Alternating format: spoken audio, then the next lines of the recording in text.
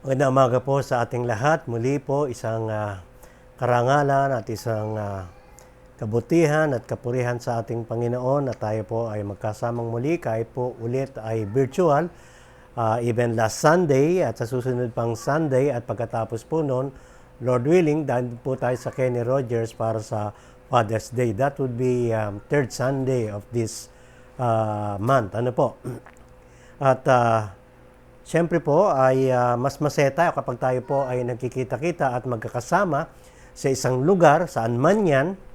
At habang hinihintay pa rin po natin ang ating lugar dito po sa Midtown 2 sa mga kapatid na SJ at Ryan na ginagawa pa, ay tayo po ay nagde-decide na magkaroon po ng virtual and at the same time po magkaroon po ng at least lugar sa Kenny Rogers pansamantala kapag tayo po ay merong schedule doon. Pinapastil po namin yung ating schedule sa Facebook po natin sa NCCC para makita po natin ang ating lugar at oras at araw kasi pag sa Kenny Rogers po, alam ko Sabado po tayo magmi-meet yan at magfe-fellowship sapagkat yun lamang po ang open slot dyan. Ano po?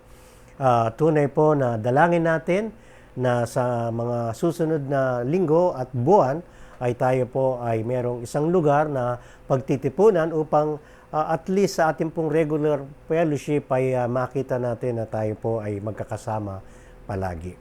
Muli po, magandang umaga po sa ating lahat. Ang tatalakayin po natin ay ang katawan ng ating Panginoong Jesucristo or the body of Christ. Ito po ay may kinalaman sa church. Last Sunday, napakaganda po ng ating mensahe na kung saan ay sa aklat ng Deuteronomy at iba pang mga talata sa kapatid na Aser na ang pamagat po, ang sabi ay kapag ginulo ng ibon ang pugad, ano po. At kita po natin yung kalooban at mga bagay na ginagawa ng ating Panginoon ay meron po siyang layunin o purpose sa atin, maging personal at lalo na po sa church. Napaganda po yan. Kung hindi nyo pa napakinggan yan at napanood, ay ang aking encouragement ay tingnan po ninyo sapagkat yan po ay naka-upload din. So ngayong umaga, tutuloy po natin. Ito po yung pangalawang serye na may kinalaman po sa ating statement of faith regarding the church. So ito na po yung pangalawa. Pagkatapos po ay iba namang topic para po sa ating statement of faith. Hindi ko na po nilagay dito pero ang ito titingnan po natin ang mga talata na kung saan ay may kinalaman po sa iglesia. Ano po? Tayo po muna ay manalangin at magpasalamat sa ating Panginoon. Panginoon, salamat po sa umagang ito. Salamat, Panginoon, sa inyong kabutihan at katapatan at sa probinsyon sa amin. Salamat po sa kaligtasan na tinamo namin sa magitan po ng aming Panginoong Jesucristo. Dinadalain po namin ang bawat isa ngayong umaga dito po sa mga nakikinig, nanonood, dito po sa lugar ng Pilipinas at sa ibang mga bansa na kung saan ang aming mga kapatid ay kasama namin sa fellowship kahit po sa virtual. At alam po namin ang inyong espiritu, ang inyong banal na dugo, ang inyong ginawa sa amin, ang siyang tunay na nagbubuklod sa amin. Pagpalaan niyo po, Panginoon, ang lahat sa amin habang pinag-uusapan po namin ang may kinalaman sa inyong katawan, walang iba kung hindi ang inyong iglesia. Sa pangalan ng aming Panginoong Yesus, ang lahat ay magsabi ng Amen. Amen. The body of Christ. Ano po? Nais kong pasimulan dun po sa sinabi ni Dr. Stephen Gammon na nakita ko po na ang sabi niya, I thank God for teaching me as a child that church is not merely an organization we join or a place of worship we go to when it is convenient. Church is the body of Christ. Talagang totoo po yung sinabi nitong si Dr. Stephen. Ang iglesia po ay ang katawan ni Kristo. Ito po ay hindi organisasyon. Bagamat yan po ay organized, merong order, pero hindi po ito tulad ng sa sanlibutan. Yung pong ating fellowship, yung ating pagsasama ay malayo po sa tinatawag pong organization ng mga tao o ng mundong ginagalawan po natin.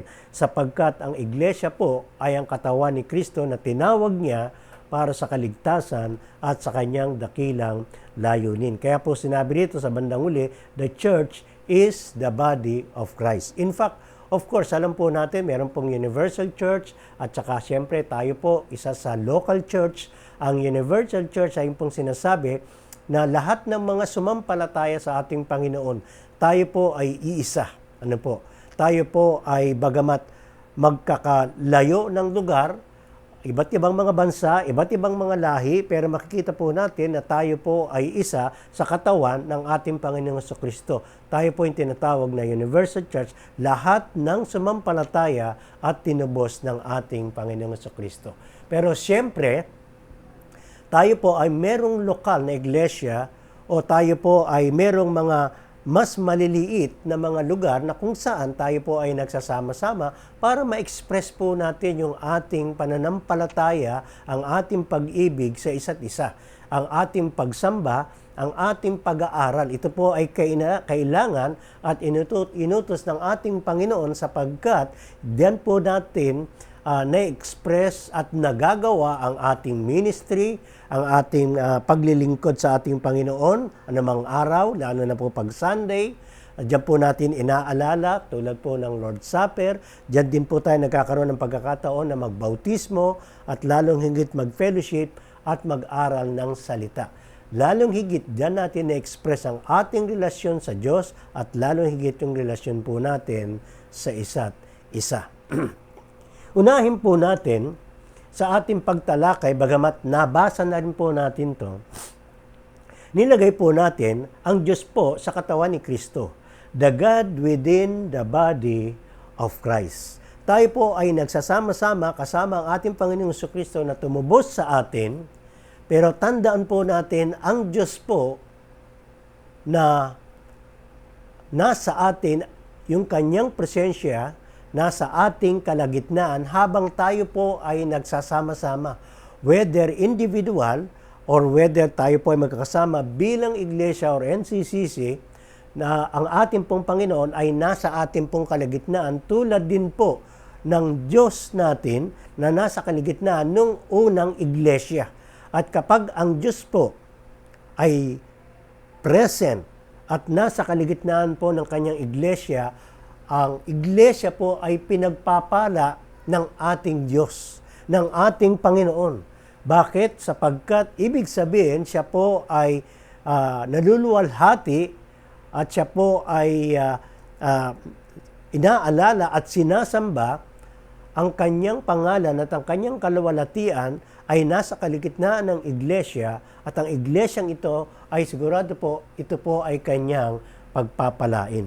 Yung unang church, ang sabi po sa Acts chapter 2, they devoted themselves to the apostles' teaching and to fellowship, to the breaking of bread and prayer. Ito po binasa natin at pinamagatan po nating development of the New Testament Church. Yung pong paglaganap at paglago o pagdevelop ng unang iglesia. At hanggang ngayon po nakikita po natin ay nagde-develop po sa aspekto ng paglago sa kanilang spiritual na buhay at maging po sa kanilang mission at paggawa ng mga alagad or discipleship. At ang sabi po, nung nagkaroon ng development ng iglesia, sila po ay nanatili palagi sa katuruan ng mga alagad sa pagsasama-sama, sa pagputol-putol ng tinapay o breaking of bread o yung tinatawag nating Lord's Supper at panalangin. Yan po ay ginagawa din natin, hindi lamang po pag Sunday, hopefully maging weekdays. At ang sabi po, everyone was filled with awe at the many wonders and signs performed by the apostles. Nung time po yan, talagang ang ating Diyos sa magitan ng mga alagad ay gumagawa ng himala. Gumagawa po ng mga signs. Dahilan po para makita at makilala ang mga alagad ng ating Panginoong Jesucristo na sila nga ang mga tinawag na mga apostoles at disciple ng ating Panginoon. At ang sabi pa po, all the believers were together and had everything in common. Kaya pag pinag-aralan po natin at tinignan ng iglesia yung kanyang karakteristik at nature, marami po tayong makikita. Katulad po sa verse 44, ang sabi, lahat ng mananampalataya, ang sabi, meron po silang kaisahan at meron po silang pagtutulungan sapagkat they sold their property and possession to give everyone who had need. Every day they continued to meet together in the temple courts. They broke bread in their homes and ate together with gladness and sincere hearts, praising God and enjoying favor of all the people. Ibig sabihin po, ng favor of all the people, ang mga tao po kahit pa yung hindi pa sumasampalataya, sila po ay natutuwa at na-encourage na makita yung mga unang iglesia sa kanilang relasyon. Hindi lamang po yung bagong relasyon nila sa Diyos, kung hindi yung relasyon nila sa isa't isa kung papaano sila magmahalan. Kaya ang sabi po, praising God and enjoying favor of all the people. Ibig sabihin, napakaganda ng kanilang testimony sa kanilang komunidad.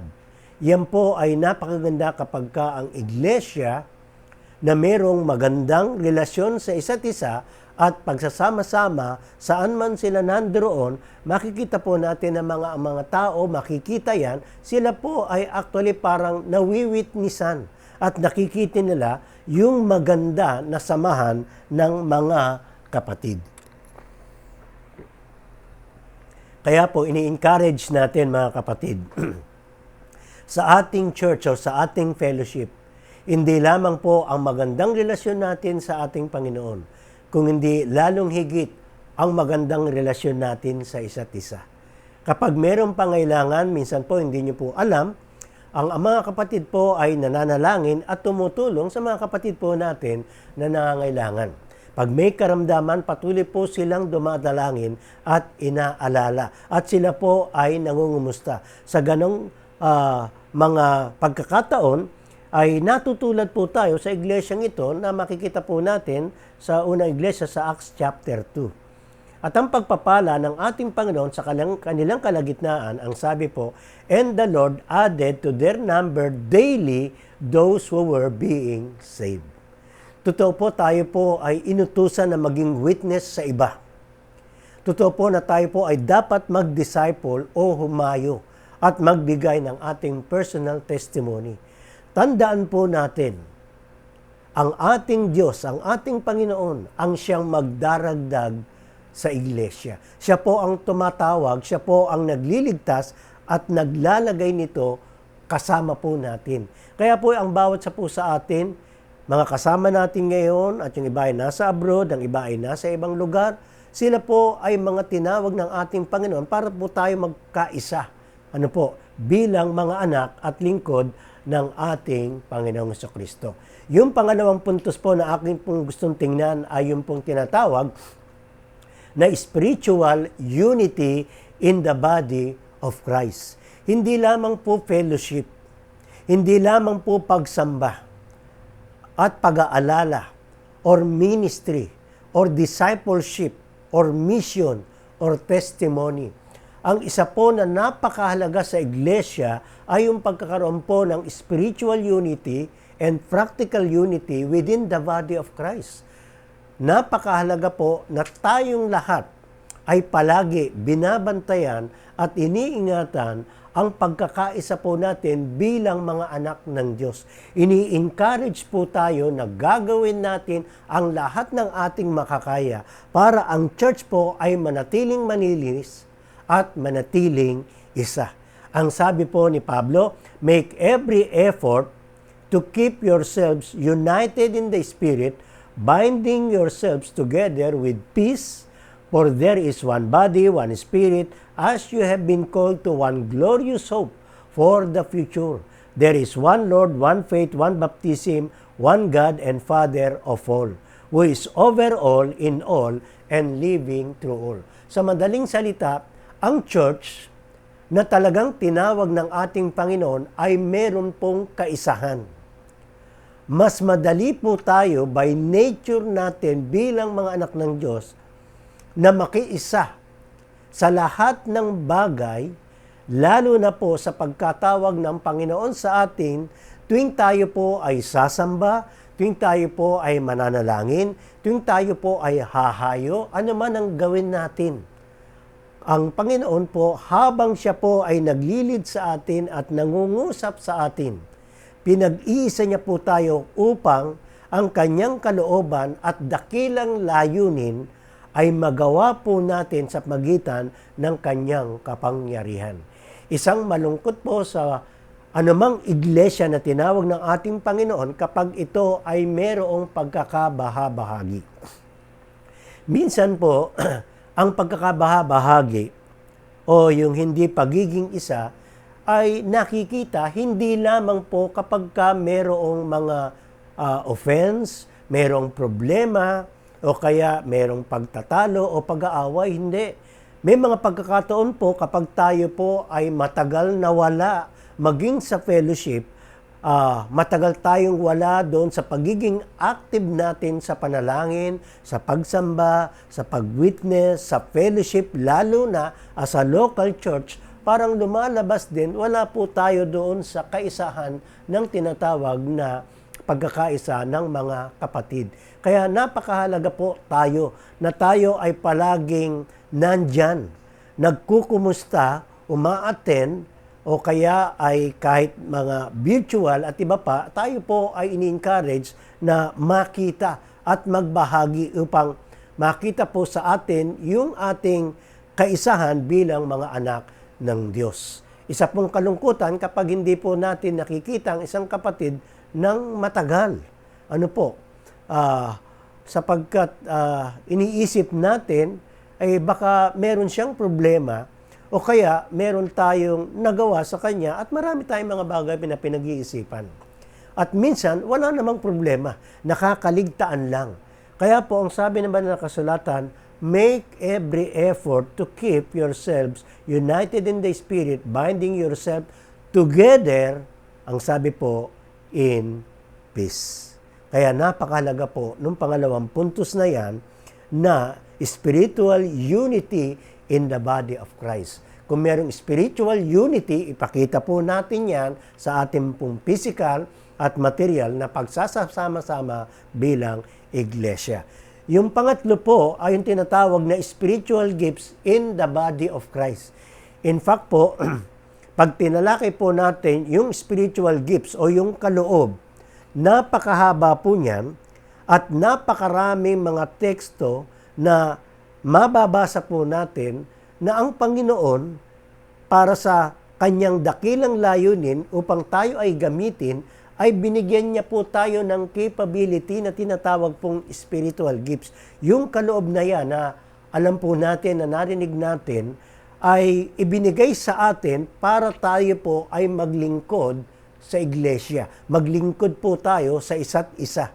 So hindi po tayo nananatili sa fellowship lamang at sa relasyon lamang natin, kung hindi tayo po ay gumagawa ng ating paglilingkod, ginagamit yung ating pong spiritual gifts para ma-express po natin yung ating pagiging lingkod at anak ng Diyos. Kaya po ang sabi po dito ni Pedro, each of you should use whatever gift you have received to serve others. Ayun pala, yung spiritual gifts ay ipinagkaloob sa akin para ako ay gamitin na mapaglingkuran ko ang mga kapatid at ang mga iba as faithful stewards of God's grace in its various forms.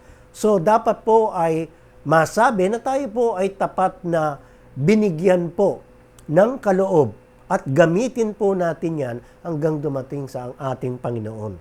Yan po ay pribilehiyo natin bilang mga anak ng Diyos. Tulad po ng ginagawa ko ngayon, of course, at saka yung ibang mga kapatid natin at iba pang mga ministry na ginagawa po nila, yan po ay paggamit, pag-express ng kanilang spiritual gifts. Ang sabi po, if anyone speaks, they should do as one who speaks the very words of God. If anyone serves, they should do so with the strength God provides, so that in all things, God may be praised through Jesus Christ. To Him be the glory and the power forever and ever.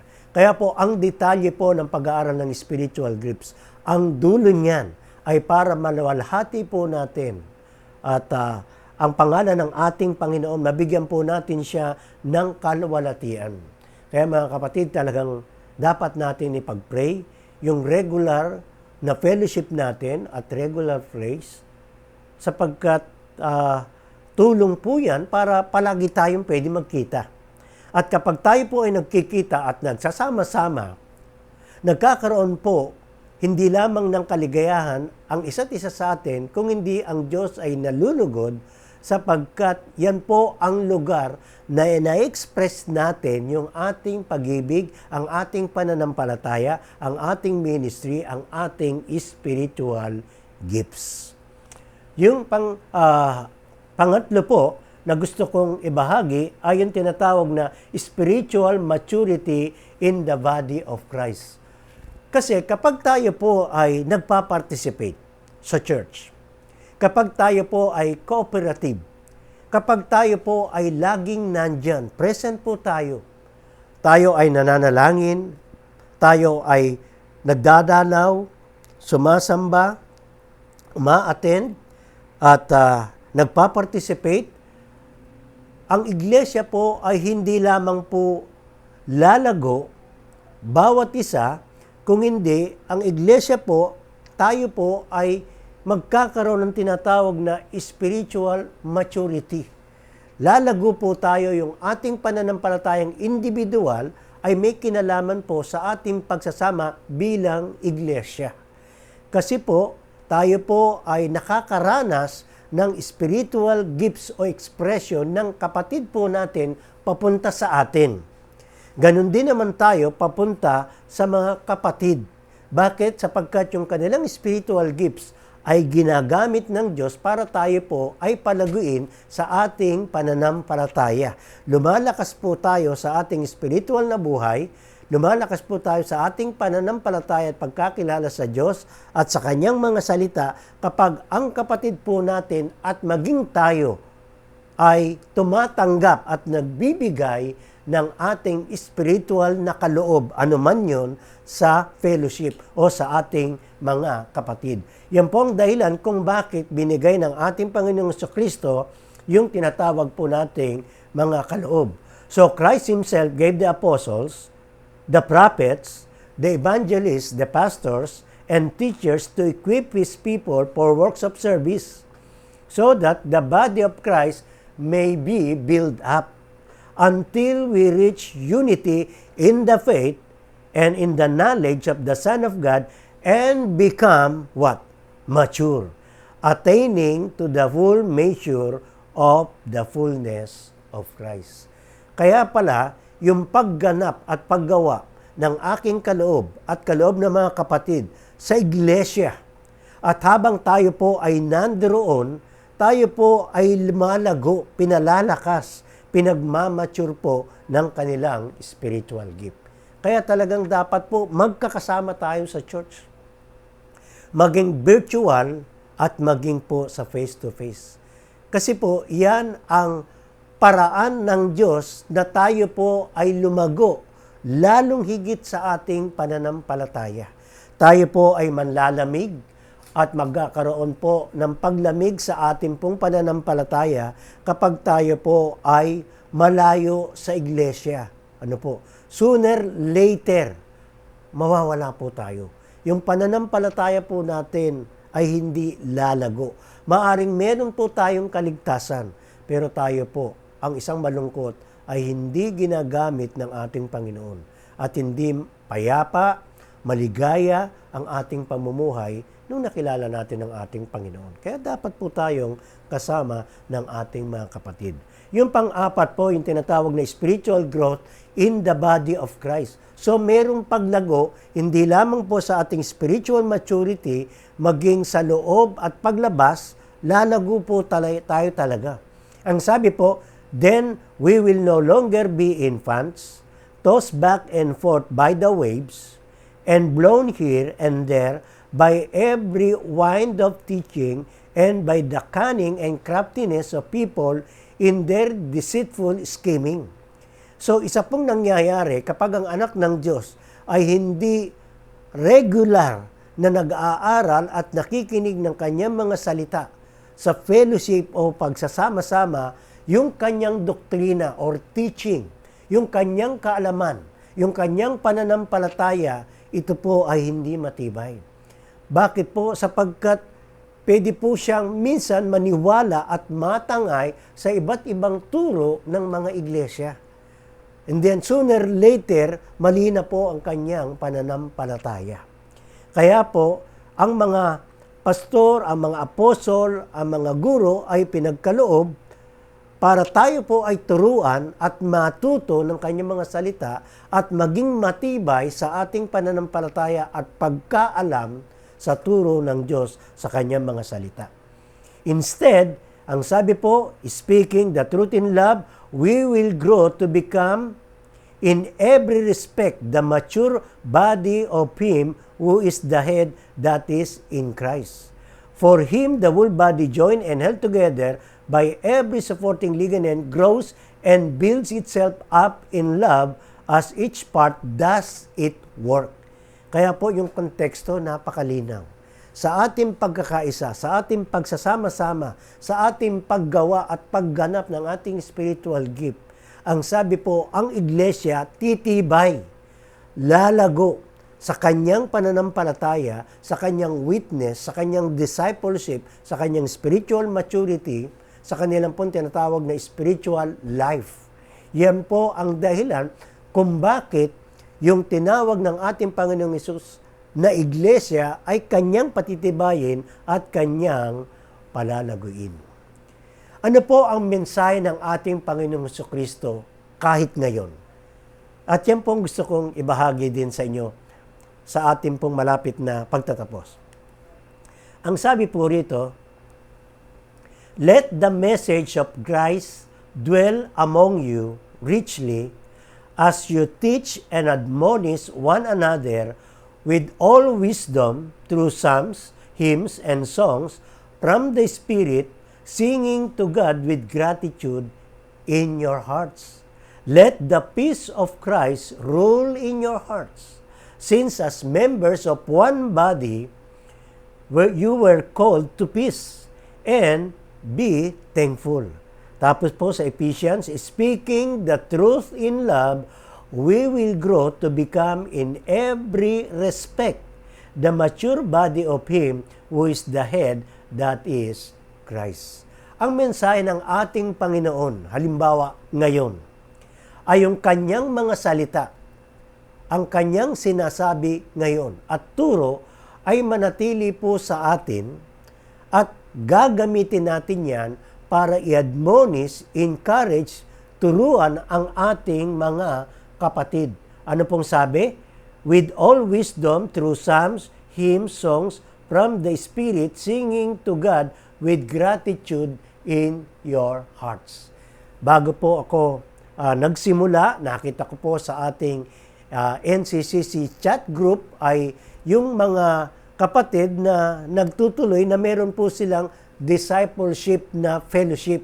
Sila po yung nagtuturo at pinag-aaralan po ang mga mensahe, sila po yung nananalangin, sila yung nagsasama-sama, virtual man yan o face-to-face. At nakita ko po, meron po silang magandang larawan na ang kanilang kamay ay nakapatong po sa salita ng Diyos o dun sa Biblia. At siyempre, it signifies kung gaano nila kamahal ang salita ng Diyos. Kung gaano nila kamahal at pinapahalagan ang isa't isa. Nakaka-encourage, makita ko po at makita ng mga kapatid, maging picture man yan sa ginawa po ng mga kapatid sa kanilang tinatawag na discipleship group. Bakit po? Sapagkat ito ay nagbibigay ng encourage sa lahat, sa atin, na ito po ay mahalaga. Pangalawa, ito po ay nakikitaan na ang salita ng ating Panginoong Jesucristo ay nananatili sa atin.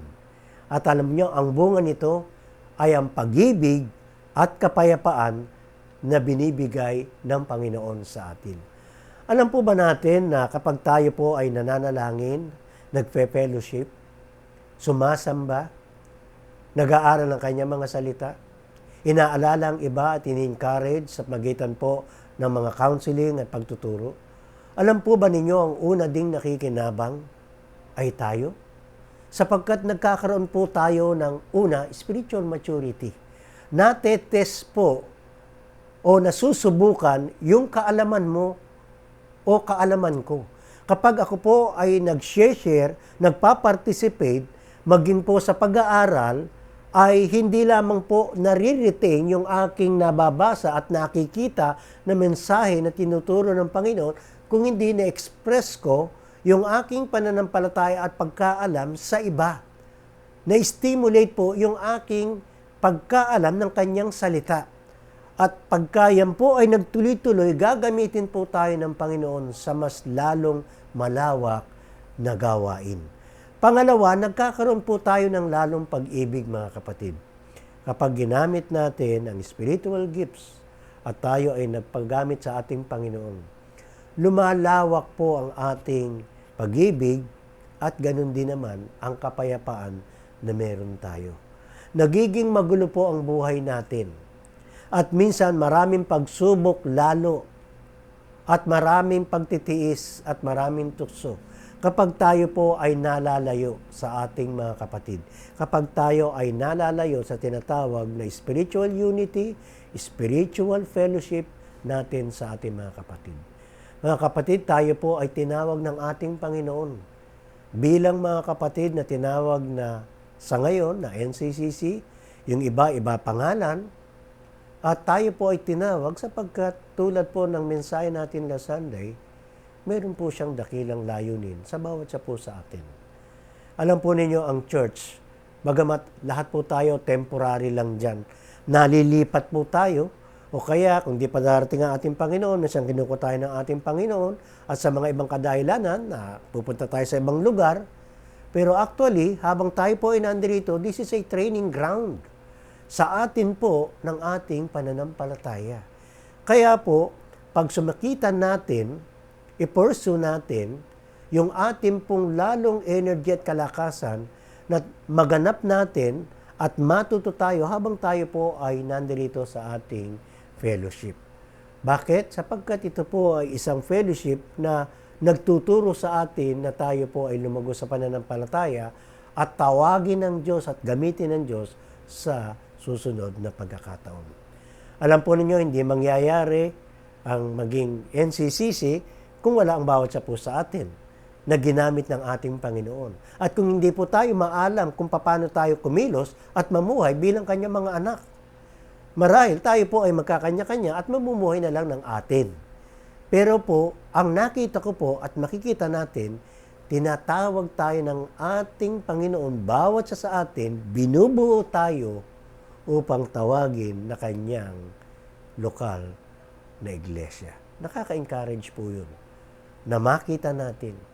Kapag ako po ay walang ginagawa, tinitingnan ko po ang mga prayer request nyo at mga picture nyo, ano man yun. Lalo na po yung church. Anniversaries, discipleship, Mother's Day, birthdays, ano man pong event. Napakaganda, even our baptism.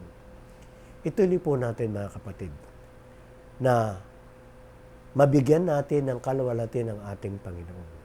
Sa darating po, after 2 Sundays, we will have Father's Day. Gamitin po natin yan na tayo po ay mag-invite. Hindi po nung ibang iglesia. Mag-invite tayo ng ating pamilya na pwede po nating ma-witnessan and at the same time makasama natin sa church bilang mga kapatid at bilang sama-sama na nag-aaral ng kanyang mga salita. Kapatid na pwede nating witnessan at makasama po natin sa ating fellowship. Nais ko po magtapos dito sa isang benediction na ang sabi po ni Pablo, "Now to Him who is able to do immeasurably more than all we ask or imagine, according to His power that is at work within us, to Him be glory in the church and in Christ Jesus throughout all generation forever and ever. Amen." Pagpalain po ang bawat isa po sa atin, mga kapatid. God bless po.